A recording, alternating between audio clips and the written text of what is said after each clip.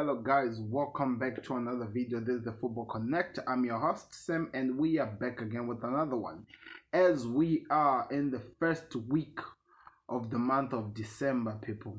You know that's when Premier League really takes it hard, but also is the most wonderful month of the year as we will be celebrating Christmas. We are very close to seeing 2024, people, and things are about to look out a little bit clear in terms of where the Premier League is going of the year. So it's exciting times, and I'm coming back here with my predictions, giving you what I think is going to happen over the weekend, giving you my verdicts, and I'll also be waiting for your own as well in the comment section to hear what you guys are thinking over what's going to happen over the games that are going to be played this week. It's exciting times, people, so do me a favor without wasting any time. Click the like button, subscribe to the Connect, and let's get to match week 14 of the Premier League. As we have so many exciting games, so I'm gonna give you a preview of all the games that are gonna be played, and we'll go through them all by one, so that I give you my thoughts on the games. Then we'll just preview the other ones in terms of prediction. So as I've been looking at this one, it's really weird though, because last week we were complaining about the games being played at 12:30 in the Premier League, and this week the Premier League was like, okay, we're just gonna make sure that the first game is played at 3 p.m. Like, why? We're not coming from the international break. Anyway, we'll talk about that when it comes. So we have an exciting Saturday of game week 14, as we have Brentford versus Luton in the goal rush. This is the goal rush, by the way. Brentford versus Luton, Arsenal versus Wolves, Burnley versus Sheffield, Nottingham Forest versus Everton. We have Newcastle versus Manchester United. By the way, before this one, because the Nottingham Forest game is going to be played very late, then the later game is going to be actually at 10 p.m. my time, 8 p.m. actually in England time. That's when they'll be playing Newcastle versus Manchester United. It's gonna be an exciting one. That's the last game on Saturday. Then Sunday we start by Chelsea versus Brighton, Liverpool versus Fulham, West Ham versus Crystal Palace, and Bournemouth versus Aston Villa. Then lastly, we have the big match, Manchester City versus Tottenham Hotspurs. You know, Tottenham Hotspurs always find themselves getting the better of the citizens. So we're going to be building up all these big games, people. And I want to hear your thoughts in the comment section. And let's get into this video. So do me a favor, before we go far, click the like button, subscribe to Connect like I've already told you. So if you haven't done it, I'm wondering, what are you waiting for? And to those people who are enjoying this and want to share with people, please, you're allowed to clip or maybe just share them on social media. Share this link so that more people can join in as we get into this one. And if you are watching on Spotify, do me a favor, share this one as well, and I'll leave the links of the Spotify channel down in the link below so that people can actually find out in terms of my predictions over what's going to be happening, as well as what we are expecting going to the weekend, so that when we revisit this next week after the games have been played, we will look at this and maybe have a little laugh and do some things. You get what I mean? So let's get into the video. So the biggest game that is going to be played on Saturday, which is tomorrow, is Newcastle versus Manchester United. Manchester United are at the moment one of the most confusing teams that are playing football right now. In fact, something that was said by one of Manchester United content creator, Rance, he said, we are stealing life, because this team is really living on life support. How are they living on life support? In fact, what they're doing doesn't really make sense. Against Everton, I think they created 4 chances. In fact, they have 4 shots on target and 3 of them were goals. Against Galatasaray, they had 4 shots as well on target and 3 of them were goals. That doesn't happen. But for them it's happening. So he was like, this is unbelievable, because for a team to prove to us that you're a good team, even if it takes time for you to score, you have to keep trying to shoot and do some things, show the people and the world that you're actually in the game. And this guys somehow they're just able to surprise the whole entire world. What they're doing is really what you are saying. We're stealing life or something like that. It's exciting because they're gonna be playing Newcastle, and Newcastle that are coming from a game which they were robbed. Daylight robbery, last kick of the game, a penalty was given to PSG, which was not a penalty, to be honest. Everyone who was watching this game can actually come out and say that that was not a penalty, but it happened, and they want to come back. They need to rise back, and the game has been set at the right time. Imagine this game is going to be played at 8 p.m. people. When everything is down, when everything is going crazy, it's gonna be an exciting time. I'm telling you, this is a game that a lot of people are gonna talk about, and I can't wait to see what happens. So do me a favor before we go far, click the like button, subscribe to connect. So I want you to know your thoughts in the comment section. What are you really expecting when it comes to Newcastle and Manchester United? A lot of people are saying that the Geordies are going to win. The reason why they're saying the Geordies are going to win is because as much as they have so many injuries, by the way, this was one of the teams with so many injuries in the Premier League, they believe that this team has something to offer. They are always full of surprises. They can, and they actually have the strike force which can convert chances into goals. I'm talking about the likes of Isak. Gordon has been playing like crazy, Anthony Gordon. We also have Amaron, who's back, who's playing so well. The midfield of Joelinton and this young kid, I think they're calling him Melo or something like that. This kid is really turning the Premier League by storm. He actually showed up against PSG. If you haven't, go check it out, the reaction video when we were talking about how, by the way, this is for the people who are watching on the Connect, you can go check it out on the YouTube channel. We were talking about how this midfield was so pivotal into stopping PSG from getting what they usually do, because the problem with the PSG, like which was mentioned, was that they are not really good in terms of crossing the balls and try to head them in. So they always rely into trying to come back in the midfield so that they go and have a straight attack into a team. But what the midfield of Joelinton and this kid Melo were doing is they stopped PSG from coming back inside, which forced them to go from the wings, and they were crossing the ball, and guess what? It was just a waste of time. So this could be the difference maker that we could see in this game. Why am I saying that? We all know of Manchester United's midfield. Yes, we saw, I'm not gonna hide it, we saw what Kobe Mainoo is capable of doing. We saw what he offered, and we saw what he is gonna be giving to Manchester United in the long run, because it looks like this kid is gonna be exciting to see exactly what he's building. So the problem is this: Kobe Mainoo is one man. Joelinton alone can cause problems. As much as he will try to fight with him, he will cause problems. The problem with Manchester United is this: somehow there's this weirdness that their manager Eric Ten Hag finds himself picking up fights with so many players. At the moment in the midfield, the player that has picked up a fight with is Casemiro, and now we'll be hearing of rumors of him leaving. So if there is that fight with him, imagine now in the midfield, maybe, okay, let's say maybe they put on this guy, Amrabat and Kobe Mainoo, which by the way could actually make sense because there will be at least stability in the midfield to try and stop teams defensively. Then maybe you can do this. I don't know if they'll do it, but they can do this. Come up. This is how they'll set it up. Of course, they have their big form, and the goalkeeper. We all know those people unchanged at the moment. Rafa Varane and that guy. We don't know what's gonna happen. But guess what? What about if they set a midfield two, defensive midfield two of Kobe Mainoo and Amrabat? Then in front of them, they have Bruno as the pivot. On the right, Marcus Rashford, or on the right, Marcus Rashford, on the left, Marcus Rashford, then on the right, maybe Garnacho or Anthony, because Anthony played so well against Galatasaray. I don't know what they're going to do. Then up forward, they put Højlund.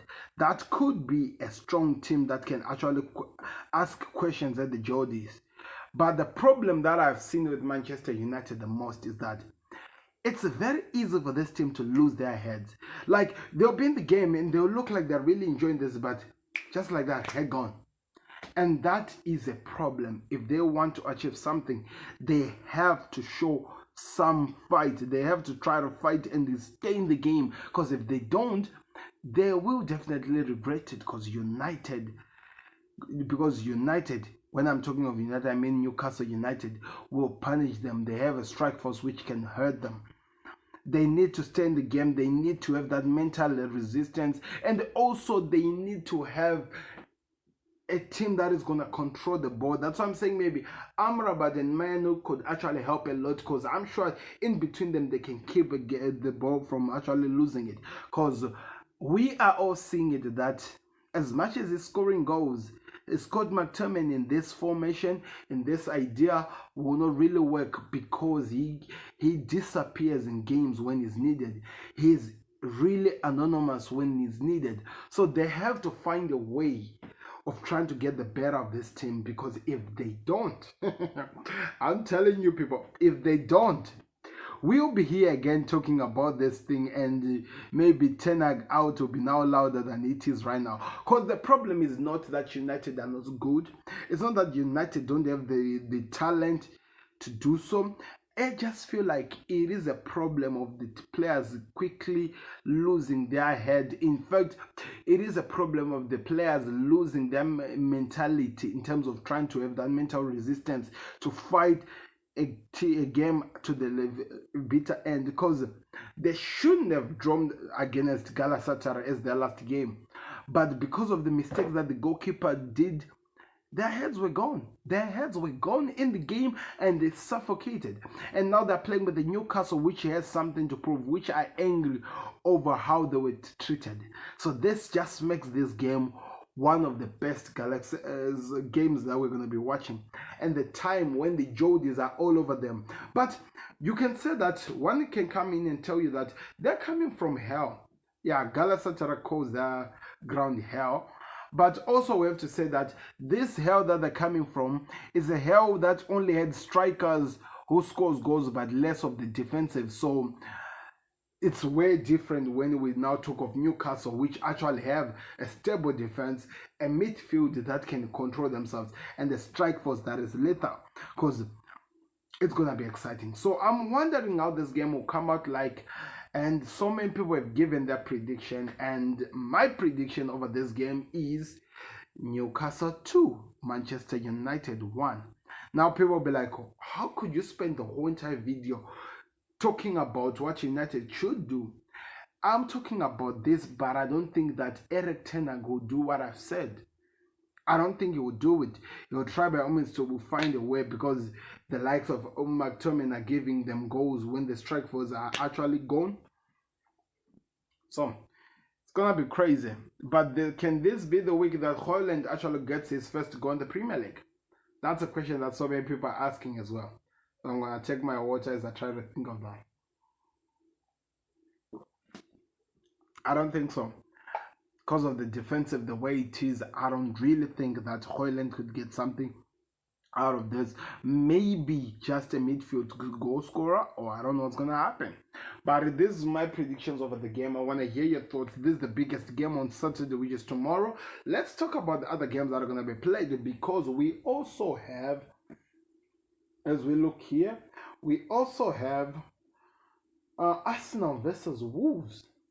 Arsenal winning the game that they're going to play against Wolves now just keep them higher and put so much pressure to the other teams that are following them, because the exciting times of when you're on top of the league and you play first is that if you win the game, you put so much pressure on the other teams that before they even get the game, they are now expected to win. So they can take advantage of that. But also the problem is this: if you don't manage to win the game, you will be there now witnessing other teams actually having interesting excitement to fight back and try to get something out of the game. But we are talking of a Wolves team that has dominated so many teams, the likes of Manchester United. Man City were actually beaten by Wolves. So many teams, but they're coming to the Emirates Stadium. Now that is a different ballgame when it comes to what you are dealing with, because this is actually one of the grounds which can be very, very loud when they need to and when they want to. So that's when so many things can go wrong, can turn into what people are not expecting. But we will be there, people, to watch this game. So what I would think is that if the injuries are back, you'd want so many players of Wolves who have done so well. I'm talking about this guy Neto, who has been one of the best players. I'm talking about the team that they have, the structure, and how they're playing about in terms, because it seems like they work so hard to make so many midfielders and so many players to come in that midfield to win the midfield battle so that they can cause problems. Now the question is Declan Rice going to be able to withstand that, and what will happen with Saliba and Gabriel, because they'll be dealing with strike force with so much pace and it can cause problems. Let's talk about it. Wolves might not really be good in terms of goal scoring, but they have a strike force which can cause problems. They have a strike force which can do so much harm to any team. So that's when you really think about the game, you look at it and say that, okay, this could be something different. This could offer something different, that maybe when we look at it, we actually think that they have a chance. But Arsenal knows that winning this game is so important to them that it helps them to go high, because their performance against Brentford, as much as they won the game, that's not a performance you would want from an Arsenal. So they have to improve from that and see where they go from there. One thing that they can talk about, they're excited saying that Kai Havertz is really on form, which is true, because they've been scoring now 2 goals in 1 week. That is so much. So many Chelsea fans never expected that to even happen, but it looks like he's getting his confidence and he's starting to believe himself. The problem for me, for us now, is the goalkeeper. I know David Raya is the guy who's going to be playing, but the guy sometimes loses focus in so many matches, and I'm hoping that this is the game that he doesn't really lose focus, because if he does, this will be a long day for him. I'm telling you, this will definitely be a long day for him. But also, let's not forget that it's also going to be one of the most exciting fixtures to watch. A lot of things could happen in this game. Arsenal could actually beat this team with no any direction and leave them expecting nothing out of the games that they would have played. But also, Arsenal can also be shocked. We've seen that happen before, and nobody would actually be surprised if it happens again. So there is a lot of things that we can expect from this game. It could turn out that Wolves will give it a fight. They'll put their all in, they'll try to get something in this game. But also, maybe we could actually look at it and say that the quality of Arsenal, it's way too strong, that maybe as much as Wolves will try to be in the game, they will come back and maybe it will be short for them to actually get what they're looking at, what they're hoping for at the very end. But one thing that I'm telling you, it's gonna be one of the games that we will talk about, and it will be exciting to actually be part of this game. So my prediction is that Arsenal can win this game by 3-1, because they are at home, and I feel like Jesus cannot only keep showing his types of performance in the Champions League. One way or the other, he's going to have to start to show it in the Premier League. And maybe this could be the game that we have been waiting for Gabriel Jesus to fully show what he's capable of doing for us now this season. No, I'm not saying that he hasn't done it before. I'm saying that this season, it could be. But I'm telling you, don't be surprised. It could be 3-2, because Wolves will fight. And I'm sure they'll get goals. Because if they manage to hold on Arsenal to the last minute, they could surprise us now. Anyway, let me know your thoughts in the comment section. What are you expecting? Do you think Arsenal have this figured out? Do you think that they'll just beat this team, no question asked, and they'll just move on because they are just that perfect? Or you are one of the people who are really facing reality and looking at it and say that, okay, this could be an exciting fixture. This could end up anywhere than where we are expecting it to go to, because all those things are important. So let me know in the comment section. Let me hear what your thoughts are. As we move on, people, to one of the biggest games we are going to be watching tomorrow, which is Chelsea versus Brighton. Now, Chelsea is a top 6 club, which have not really been doing so well. In fact, in the past 2 seasons, I think they have not really been on the other side of the table, which means it's from 8, 10, Oh no, is it 986 something, like coming up to number one?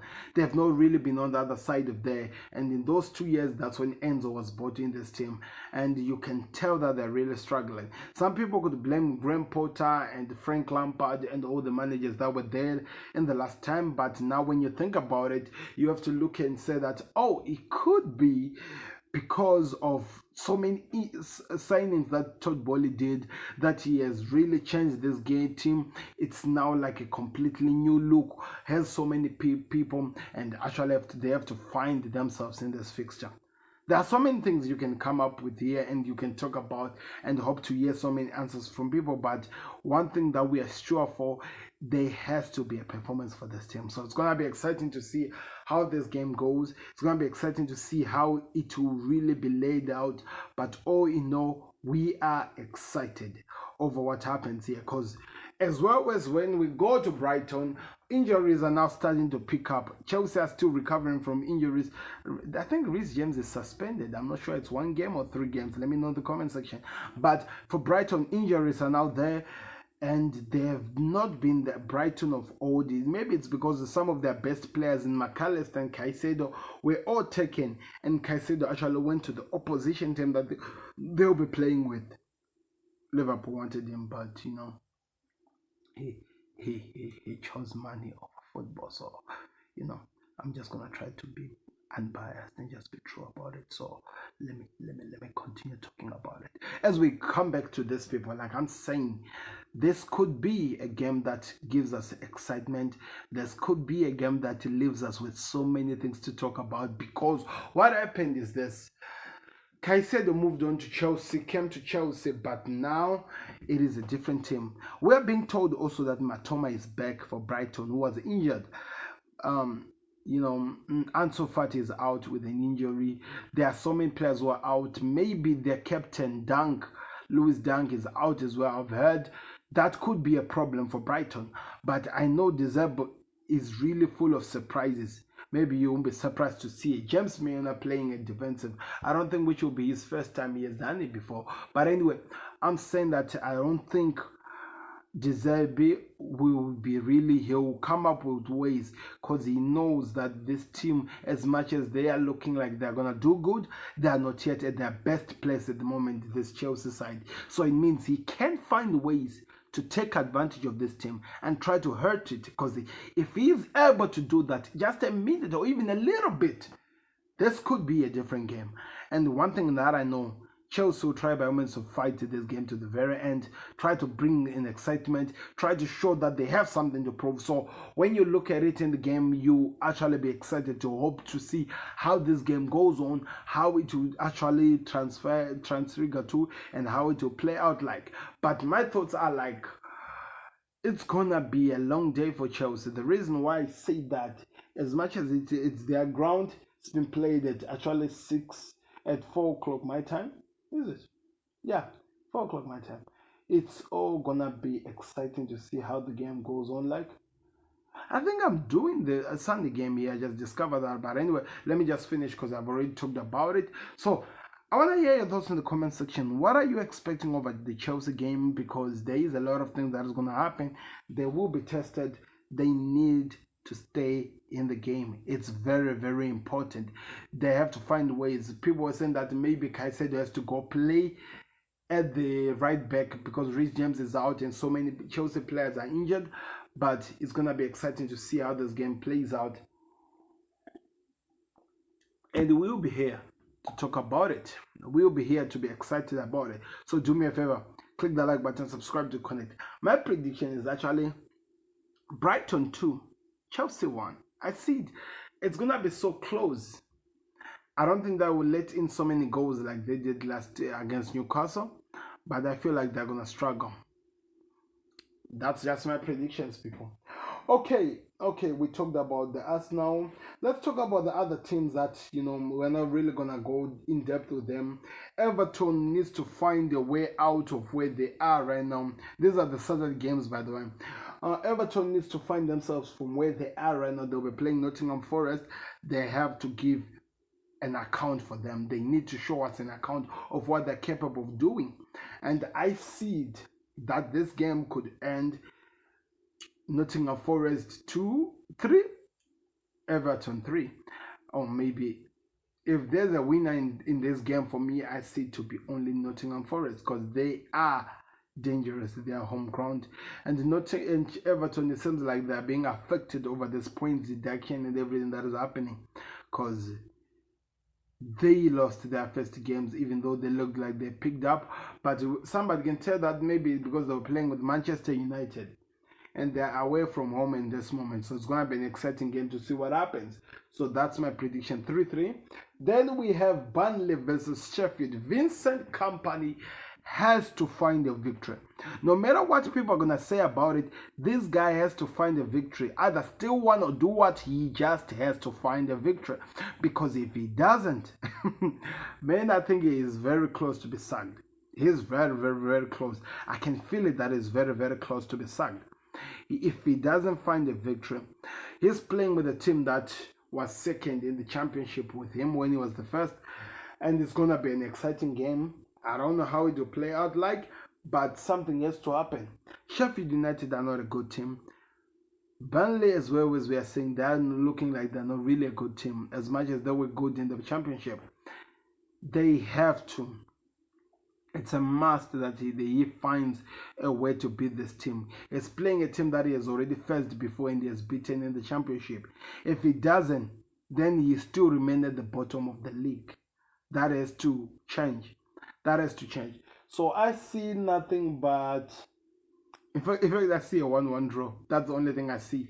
The last game is Brentford versus Luton Town. Luton Town with their first victory against Crystal Palace.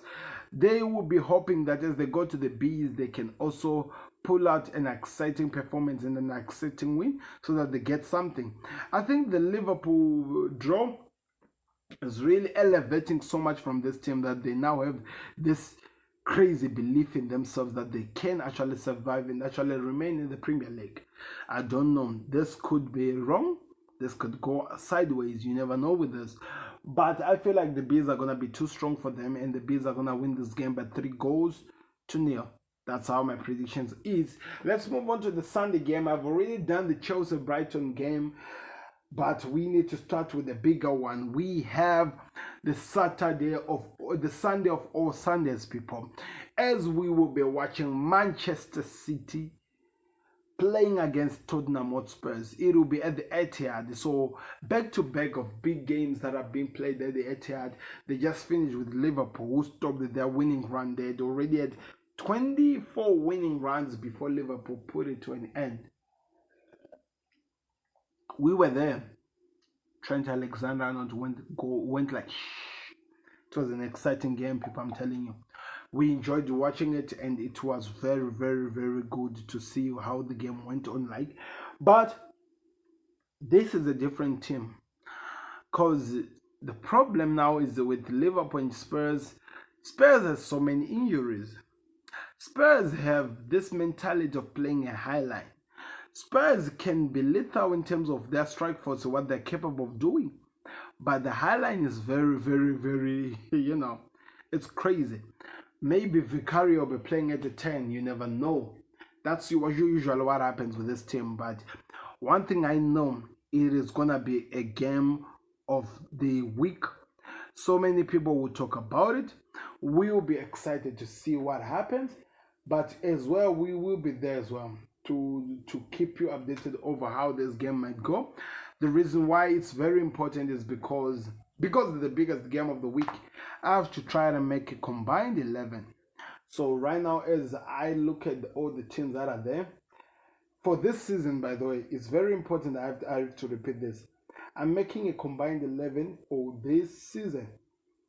I'm looking at what these teams are doing this season and the players that are there. So, goalkeeper, before I even go far, goalkeepers, we have Edison and Vicario. My man is on Vicario.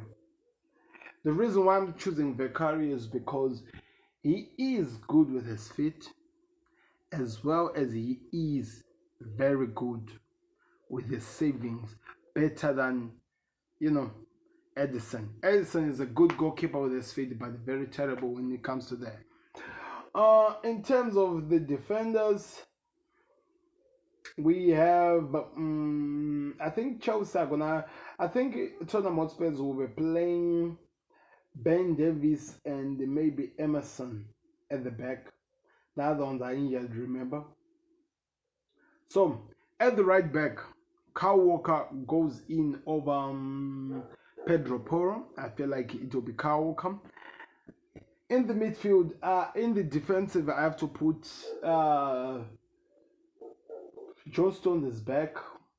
Kobe John Stones and Ruben Diaz, because all the players that are there at Spurs are not really good. If Van der Ven was there, I was gonna put Diaz and Van der Ven, but he's not there because he's injured.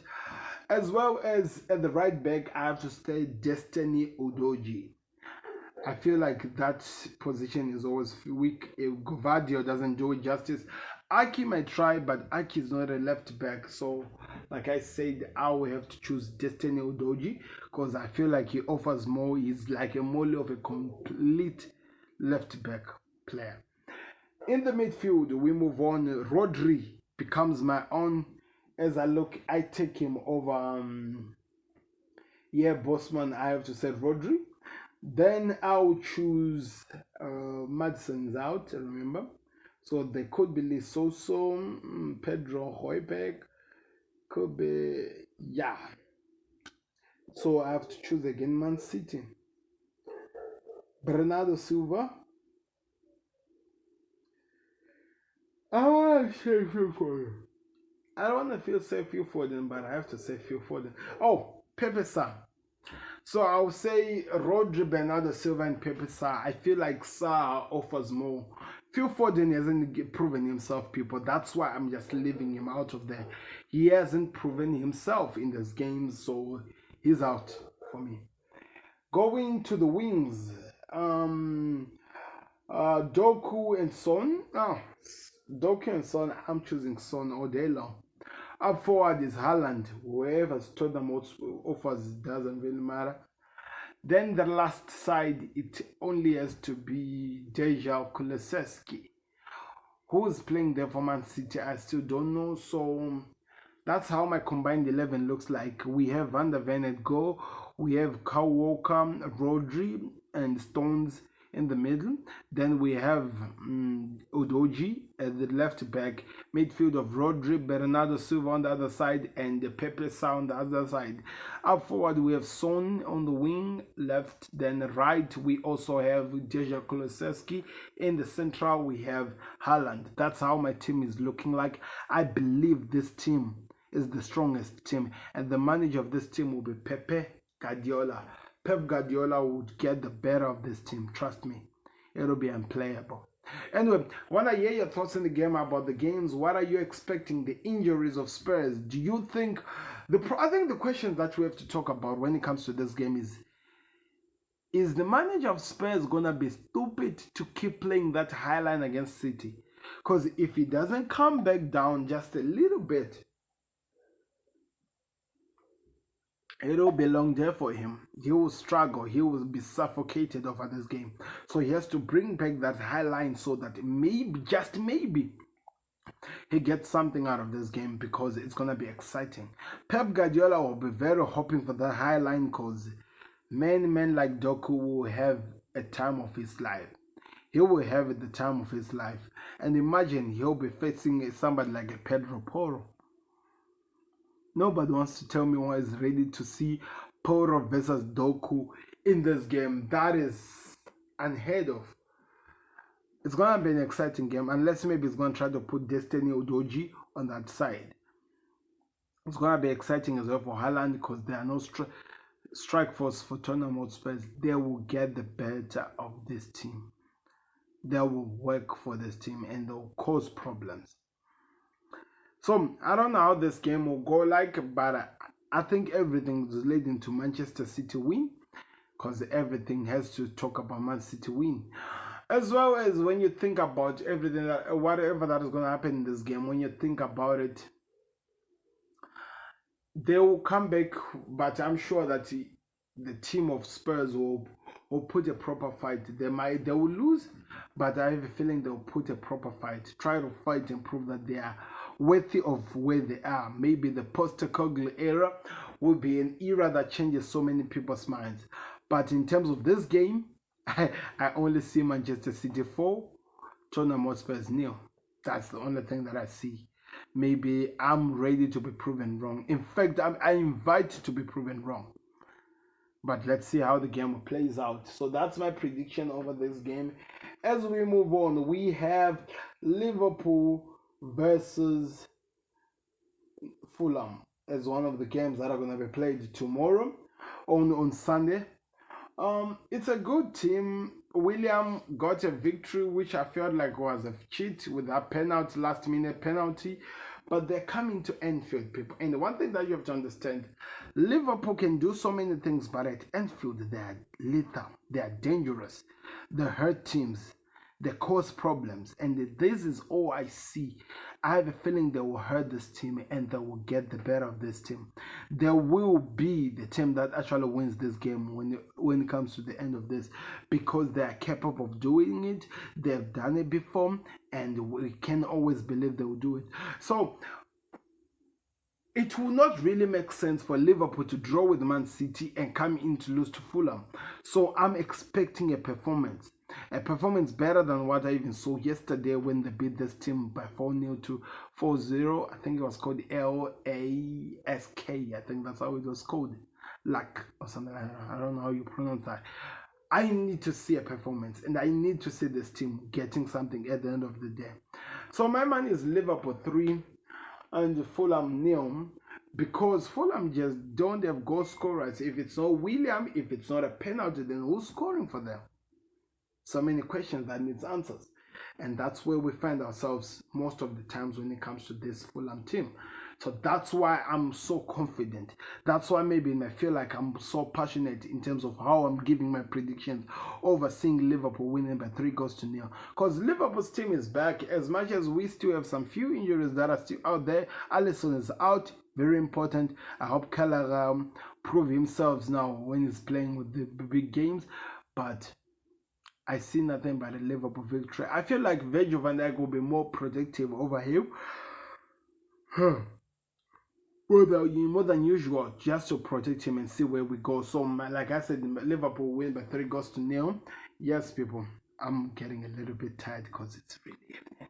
Anyway, let's move on. The last game we need to talk about is, or in fact, the last two games we need to talk about is Crystal Palace versus, or in fact, West Ham versus Crystal Palace, who are, by the way, lost to Luton Town.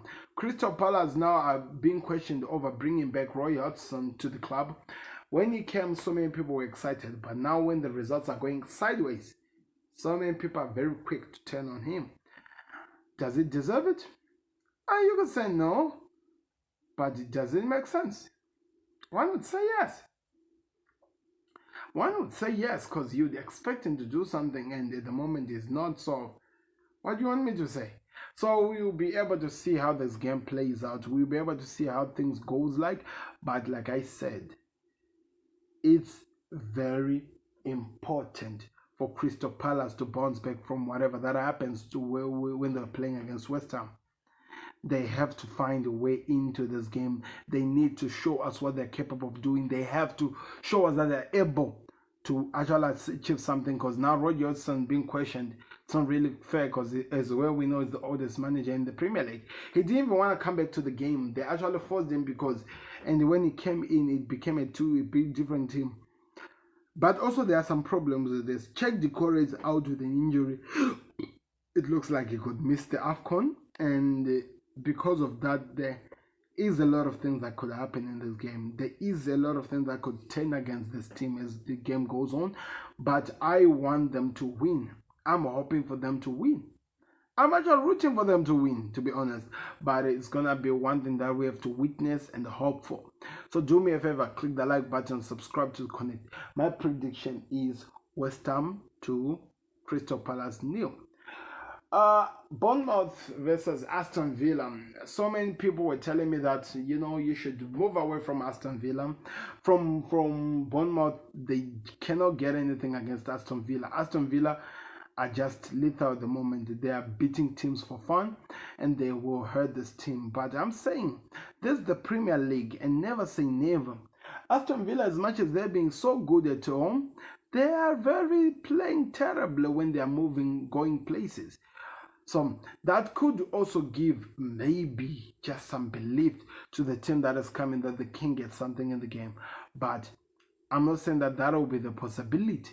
I'm saying that they could try to fight in, but it's going to be an exciting game. So Bournemouth, because they are home, they will actually need that home supporters to actually be on their side to give them the belief and the confidence to fight this game to the very end.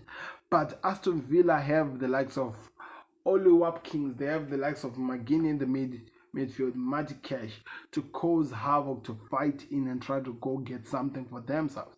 So there is a lot of predictions, a lot of things that I can say in this game, but I only see nothing but an Aston Villa win. And my prediction is that Aston Villa win this game by 2-0. It could be more or less, but that's my prediction. So do me a favor, click the like button, subscribe to the Connect. These are all the games that have been played this week in the Premier League. I want to hear what you're expecting, I want to hear what you think, and I want to hear what you thought, because it's going to be exciting. It's going to be a long season, and I'll be here drinking whatever that'll be in this cup and watching this. If you're watching this from Spotify, thank you very much. It's very important if you're listening to this. And if you're watching this from any other platforms, it could be Rambo, it could be YouTube. Thank you very much for your support. It means so much, people. There will be more content dropping in. There will be links in the descriptions for each and every other platforms that I've just mentioned. Go follow us there. Go subscribe to it. We also have the social, people. We have Twitter page, the Football Connect at Twitter. We also have the Football Connect on Facebook. The Football Connect also on Instagram. The Football Connect on TikTok. So follow us there. If you go to the channel page, you'll find some of the links of those social media pages for there. So go give us a follow. Subscribe to Connected. There's a lot of things that are coming. And if you haven't subscribed, I don't know what you're waiting for. I'm out. I'll see you in another video. This has been Sam out. Peace. Subscribe to the Connect.